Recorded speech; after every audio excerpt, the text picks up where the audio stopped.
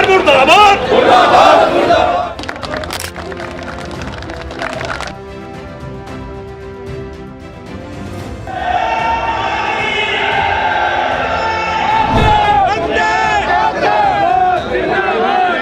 नमस्कार, मैं नंदनी गुरु और आप देख रहे हैं न्यूज़ रिपोर्टर नेटवर्क। और इस वक्त मैं मौजूद हूँ विधानसभा के ठीक बाहर। जैसे आप सभी को पता है कि सरकार ने अब एक बड़ा ऐलान किया था कि 10 साल पुरानी जो डीजल गाड़ियाँ हैं, जो वाहन है, उनको सड़क पर अब रोक दिया जाएगा। तो देखते हैं कि यहीं के लोगों से बातचीत करते हैं कि उनको लेकर अब वो काफ़ी कुछ आक्रोश जताते नजर आ रहे हैं। इनसे ही बातचीत करते हैं, क्या कुछ मुद्दा है, क्या कुछ मांग करते हुए सरकार से नजर आ रहे हैं। चलिए इनसे ही बातचीत करते हैं।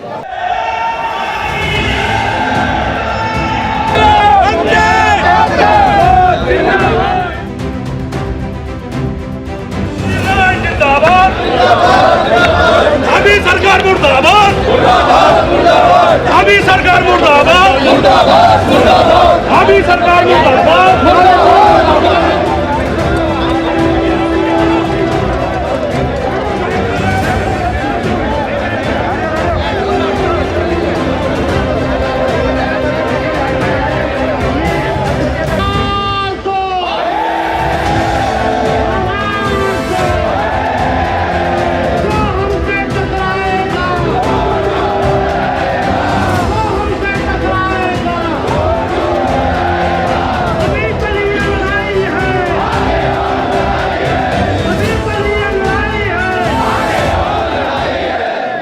भारतीय जनता पार्टी ने कहा था कि परिवहन विभाग को हम जो इतनी हमारी गाड़ियां हैं उनको आगे बढ़ाने का काम करेंगे। अब इन्होंने तो उल्टा कानून बना दिया है, नया कानून बना दिया है। पिछले 10 वर्षों तक की गाड़ियों को ख़त्म करने जा रहे हैं। तो गरीब लोग, निर्धन लोग, चाहे विक्रम चालक है, चाहे थ्री व्हीलर चालक है, या ऑटो रिक्शा चालक है, या ई रिक्शा चालक है, या बस चालक है, वो अपने परिवहन को कहाँ से ले जाएगा। और ये आज ये नियम सिर्फ ऑटो पे लगेगा और उसके बाद आम जनता पे भी लगने वाला है। तो हमने इसका विरोध किया है और हमने विधानसभा में जो हमारे विधायकगण हैं उसको उठा रहे हैं इस क्वेश्चन को, और हमने यहाँ प्रदर्शन करके उनको जगाने का काम किया है कि इस काले कानून को वापस लिया जाए और फिटनेस सेंटर इतने दूर दूर जो बनाए जा रहे हैं उनको पास किया जाए, और इनकी जो भी मांगे हैं, उचित मांगे हैं, बिल्कुल उनको बिल्कुल पूरा का पूरा करा जाए। अगर ये पूरा नहीं करते हैं तो हम लोग इसी प्रकार धरना प्रदर्शन लगातार करते रहेंगे।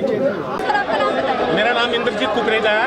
मैं उत्तराखंड विक्रम ऑटो रिक्शा परिवहन महासंघ का जनरल सेक्रेटरी इंद्रजीत कुकरेजा। सरकार ने क्या मांगी, जो सरकार ने अचानक से ऐलान किया, ये क्या लगता है? सर, जो आरटीए बैठक में गोपनीय तरीके से ऑटो रिक्शा विक्रम वालों के ऊपर, डीजल से संचालित वाहनों के ऊपर जो 31 मार्च की डेडलाइन घोषित करी है कि 31 मार्च 2023 और 31 दिसंबर 2023 तक जो आपके डीजल से संचालित वाहन है उनको बाहर किया जाए, और सरकार की जो डीलरों को फायदा पहुंचाने के उद्देश्य से ये कार्य किया जा रहा है उसको निरस्त किया जाए। हमारा परिवार भूखमरी के कगार पे आएगा, क्योंकि ये ब्रिटिश साम्राज्य का निर्णय नहीं होना चाहिए।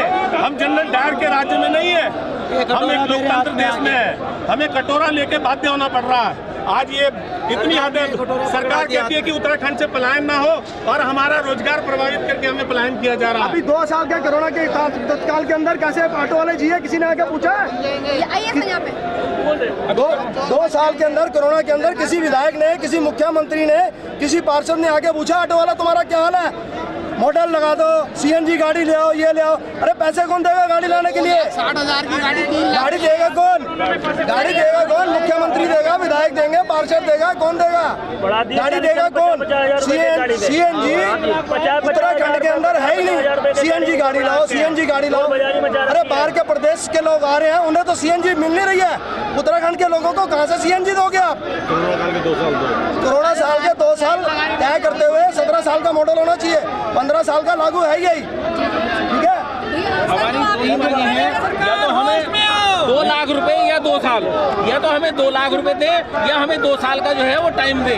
2 साल कोरोना में गए, हमने क्या किया? हमारे कौन से ऑटो चले? आज सीएनजी सेंटर पे कहीं चले जाओ, कार जो है ना, कार की भी लाइन लगी रहती है। वो कहते हैं परेशान नहीं है, कुछ नहीं। जब सीएनजी है ही नहीं, हम अपने ऑटो में कहाँ से भरवाएंगे?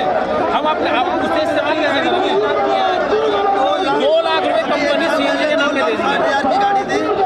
3.5 लाख रुपए की गाड़ी, अब 3.5 लाख का 3.5 लाख रुपए का इतनी बढ़ोतरी एक साल के अंदर। आप ये बताओ, हमारे छोटे छोटे बच्चे वे किस तरीके से संभलेंगे? अगर हमने 3.5 लाख रुपए की गाड़ी ली, 2 लाख रुपए उसमें फालतू दो, सीएनजी सेंटर है नहीं, कहाँ से सीएनजी भरवाएंगे? या तो हमें 2 लाख रुपए दे, या हमें 2 साल दे। इतना हमें, हमारी मांग है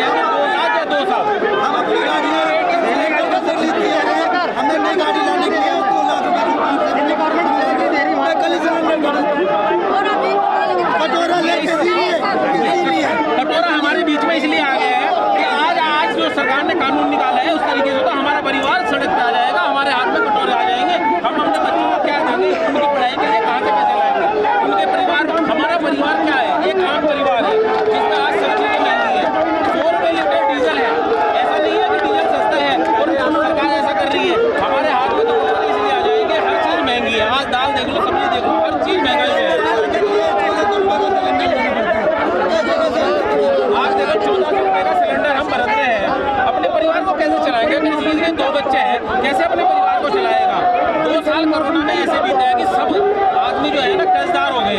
आज हम कर्जे के कगार पे खड़े हैं और गवर्नमेंट ने ऐसा नहीं बना दिया है फिटनेस, प्राइवेट फिटनेस कर रहे हैं। हर शहर के अंदर एक फिटनेस होती थी, अब ये एक डोईवाला में प्राइवेट सेक्टर में उन्होंने फिलहाल सेंटर दे दिया। वो फिटनेस किस लिए प्राइवेट को, जहाँ फिटनेस में 2200 रुपये की ओरिजिनल फीस है। आज जो फिटनेस में कम से कम 20-25 हज़ार रुपये खर्चा है, वो क्या करेंगे वहाँ? अगर बाई दिन फिटनेस के लिए ले जाते हैं, तुम्हारे टायर में कट है, तुम्हारी इस चीज़ की रसीद नहीं लेकर आई, गाड़ी को वापस ले जाओ। आदमी 2000-5000 रुपये का तो तेल लगा के फिटनेस में लेकर आया, ड्राइवर 3 दिन वहाँ खड़ा रहेगा, उसके बाद उसे वापस कर देंगे। या तो उन्हें 20-25 हज़ार रुपये दो, या जो है गाड़ी वापस ले जाओ, फिटनेस नहीं करेंगे। अब इन्होंने एक नया कानून और बनाया है, एक नया कानून बनाया कि अगर आप चेसिस निकलवाते हैं, उस चेसिस का जो ऊपर की जो बॉडी बनती है, पहले कहीं भी बनवा लेते थे, उसके बाद फिटनेस हो जाती थी। अब ये फिटनेस के बॉडी के लिए आपको रुद्रपुर इन्होंने अपना एक सेक्टर खोला है, एक हब खोला है। आप बॉडी वहाँ बनवाओगे, चाहे वो बॉडी 50,000 में बन रही, चाहे 2 लाख में बन रही, इनके अनुसार बॉडी बनेगी, इनके प्राइवेट सेक्टर के अनुसार। अब बताओ, हमारे हाथ में कटोरा नहीं आएगा तो क्या आएगा? हम तो बिल्कुल भी मांगने के जो है कगार पे आ गए। हर आदमी पीड़ित है इसमें, टाटा मैजिक हो या क्या कहते हैं विक्रम वाले हो या पेड़ इतने काट ऑटो वाले हो, सभी पीड़ित हो पेड़ कटे हैं इस टाइम पे, तो प्रदूषण तो अपना आप ही होगा। सरकार ने डेवलपमेंट के नाम पे इतने पेड़ काटे हैं, शहरदारों में इतने पेड़ काटे हैं, और रोड चौड़ी करने के चक्कर में उन्होंने इतने पेड़ काटे हैं। आपका ये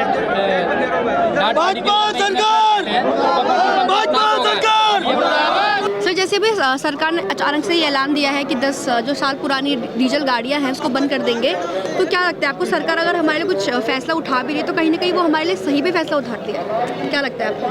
मैम, सही फैसला तो नहीं है ये।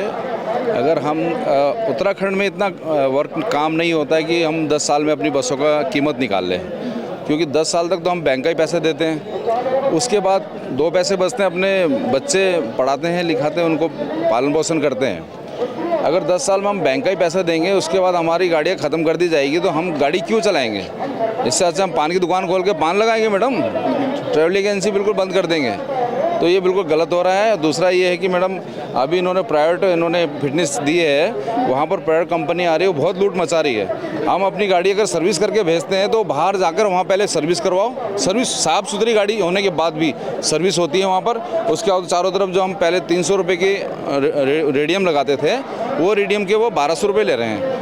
ठीक है मैडम, और हमें चाबी अंदर से चाबी लेके चले जाते हैं, बस का अंदर लेके जाते हैं, और उसमें जो भी कमी है फिर घुमा के बोलते हैं तो ये गाड़ी फेल हो चुकी है, आप ले गए। जबकि अगर वो गाड़ी फेल है तो आज तक कैसे चल रही है मैडम, है ना? अगर गाड़ी इस तरह सारी फेल होती रहेगी, अभी रोडवेज की बसें गई थी 10-20 बसें, वो सारी एक भी पास नहीं करी, उन्होंने सारी फेल कर दी है। तो वो बसें क्या आज तक कोई दुर्घटना करी है उन्होंने?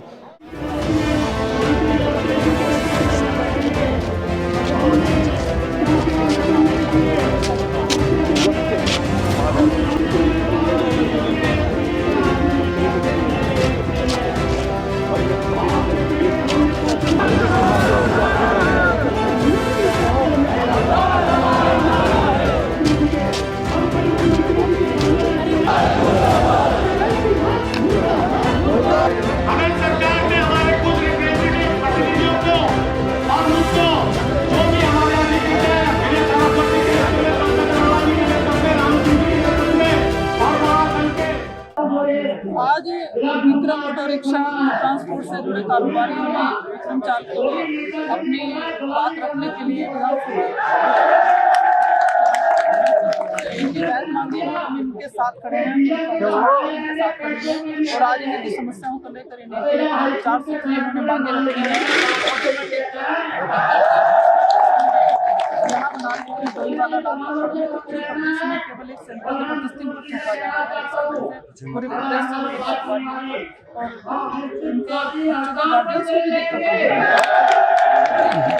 हमारा यह था कि हमारी 2 बार की वार्ता सचिव परिवहन से हो चुकी है, लेकिन उस पर वार्ता विफल हो गई, क्योंकि उनके जो अपने आदेश थे वो कहीं ना कहीं किसी ना किसी रूप में वो अपने आप को बंधा हुआ महसूस कर रहे हैं। हमारा सीधा ये कहने का है कि जो एक तालिबानी आदेश, जिसमें अगर आरटीए द्वारा 1/11/2023 को निकाला गया, जिसमें ऑटो और विक्रम को जो है मार्च 23 में समाप्त करने की घोषणा की गई। उसके अतिरिक्त इनके द्वारा एक लाइन और जोड़ी गई थी जिसमें कहा था कि अन्य सभी वाहन भी जो है दिसंबर 2023 में समाप्त हो जाएंगे, जिसमें हमारे द्वारा जब इसमें विरोध किया गया तो हमें तो उस समय बगस दिया गया, लेकिन इनको जो है उसमें कहा गया कि हमने खाली ऑटो और विक्रम के लिए कहा है। हमारा कहने का है कि आज इनका नंबर है, कल हमारा नंबर है। और कहीं ना कहीं आप देखोगे कि मुझे लगता है कि या तो पूंजीपतियों के दबाव में सरकार काम कर रही है या अधिकारी अपने ऊपर के नेताओं को जो है गुमराह कर रहे हैं। हमारा विरोध इतना है कि जो माननीय उच्च न्यायालय का आदेश है दिसंबर 2017 का, जिसमें इन्होंने आयु सीमा में कहा था कि ना तो आरटी को अधिकार है ना एसटी को अधिकार है कि आयु सीमा को बांधा जाए, तो एक तो हाई कोर्ट के आदेश का वायलेशन हो रहा है। दूसरा मेरा कहने का है कि आपने देखा होगा कि ये फिटनेस सेंटर की जो बात हो रही है, हमने जब ये फिटनेस सेंटर की जब शुरू में मांग उठ रही थी तो हमारे द्वारा खुद आपत्ति दी गई थी। उसमें हमारे द्वारा बताया गया था कि भाई ये जो एक आम जन धारणा की आप समझ लो, अगर विकासनगर से ई रिक्शा चलेगा तो क्या वो लाल तप्पड़ जो है 100 किलोमीटर में पहुंच पाएगा? तो कहीं ना कहीं अधिकारियों ने जो है किसी ना किसी बात के लिए जो फिटनेस सेंटर खोला है उसको कहीं ना कहीं जो है इनके द्वारा उसको प्रश्रय दिया जा रहा है। और एक केंद्र सरकार का गजट नोटिफिकेशन है जिसमें साफ बताया गया है कि भारी वाहनों के लिए 1 अप्रैल 2023 से उन पर लागू होगा और 1 जून 2024 से छोटे वाहनों के लागू होगा। अभी हमारी ये मांग थी कि जो केंद्र सरकार का आदेश है उसको तो अभी फिलहाल यथास्थिति रखी जाए, और जब तक कि और अधिक सेंटर अगर देहरादून या और जिले में 1-2 सेंटर नहीं खुल जाते, जब तक जो है पुरानी व्यवस्था उसको बहाल किया जाए। लेकिन अधिकारी मांग सुनने को तैयार नहीं है। इसी परिप्रेक्ष्य में हमारे द्वारा जो है हड़ताल और चक्का जाम किया गया है, और उसके बाद अगर आज सरकार नहीं चेती तो फिर अपने संगठनों को बुला के दोबारा से पूरे प्रदेश में जो है चक्का जाम किया जाएगा और शायद अनिश्चितकालीन की हड़ताल की भी हम घोषणा कर सकते हैं। तो जैसा आपने देखा कि हमारे साथ जो अभी ऑटो चालक मौजूद थे, वाहन चालक जो मौजूद थे, उनके बीच में काफ़ी आक्रोश नजर मुझे आ रहा है। और हमारे साथ समर्थन देने के लिए कांग्रेस के जो विधायक है पूर्व राजकुमार जी और जो हरिद्वार के भगवानपुर की जो विधायक है ममता राकेश जी, वो भी हमारे साथ मौजूद थी। अब देखना में ये होगा कि सरकार इनके बातों को कैसे सुनती है या नहीं सुनती है। तो आज की रिपोर्ट में सिर्फ इतना ही। देखते रहे न्यूज़ रिपोर्टर नेटवर्क। कैमरामैन अभिषेक के साथ मैं नंदिनी गुरु। धन्यवाद। अगर आप हमारे चैनल पे नए हैं तो चैनल को सब्सक्राइब करें और साथ ही बेल आइकन को प्रेस करें ताकि उत्तराखंड की कोई भी अपडेट मिस ना हो पाए।